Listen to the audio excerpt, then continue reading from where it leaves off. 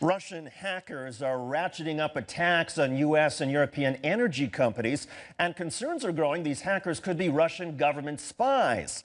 They're using a type of software called Energetic Bear to try to monitor and disrupt power supplies. Roxana Sabiri has more. They're some of America's most vulnerable sites: power plants, pipelines, dams, all controlled by computers. Many victims of a hacker group called Energetic Bear. All we're seeing in their current motivation is still a bit of espionage, because all they're doing is trying to obtain the credentials. But our worry, of course, is access to these systems gives them full control over these systems.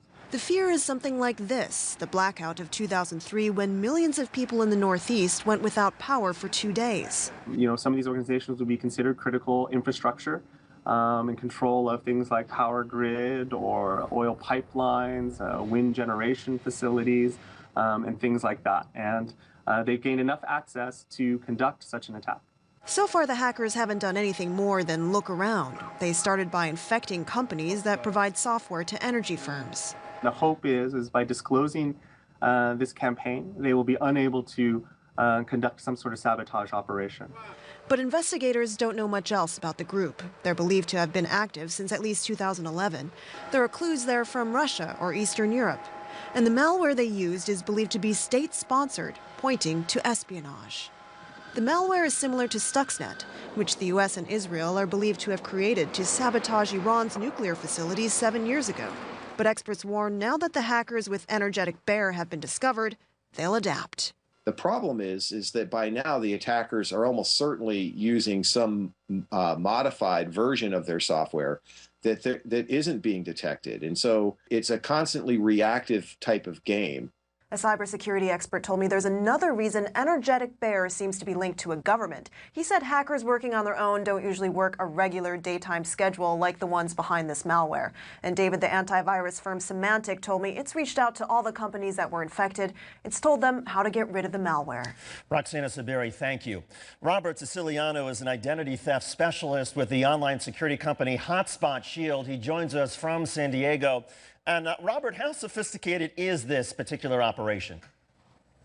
Well, this is your top of the food chain malware, and they're using it. They're compromising these networks essentially by sending mass amounts of phishing emails that the users or the employees of these organizations then click on the links, and they ultimately infect their devices and/or. For example, they might, the employees might visit the menu online of a local Chinese restaurant, and that menu or that website might be infected, and that also can infect their devices as well. Given the complexity, does this then extend beyond just corporations? Are a lot of individuals at risk here? So, you know, the conveniences of the web today put everyone at risk. The fact that you can simply click a link in the body of an email and infect your device and then infect your corporation means that we're all at significant risk. And so users must, update their antivirus, anti-spyware, anti-phishing, and a firewall, and use a VPN when connecting to wireless networks. Do you buy the argument that this is Russia? These are Russian spies who are carrying this out? Well, it's very possible. Due to the research that's been done to this point, they're able to look at the virus itself, some of the coding, and the researchers can see some similarities to other viruses or code that's been released in the past and be able to link that fingerprint to Russian coders or Russian hackers. One of my favorite producers here, our show producer Justin, is very concerned about the companies and what they are doing to ward off against this. So what are they doing? So the education of the employees themselves to know what to look for, what to click, what not to click especially, and then putting systems in place to make sure that the redundancy, that when you click a link, that there are systems that will prevent that virus, let's say, that might be downloaded from infecting that network and shutting down your defenses. Is there something about politics here, geopolitical politics, that it's not just about shutting down companies or energy grids, but this, in the case of Russia or China, if they're involved, is about making the United States just look bad?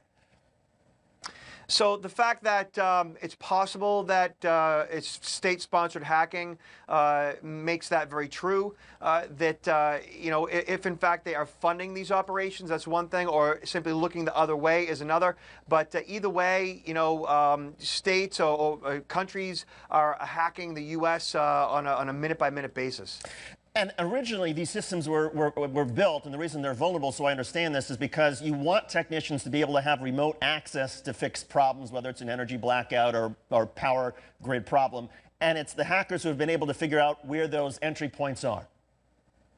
Yeah, this is all about the conveniences of technology. So the technician who might get a call that there's been a problem with a control at the utility might just log in through his home PC to be able to access remotely that system, opposed to, say, getting in his van and driving, 100 miles or so. That convenience makes that system vulnerable.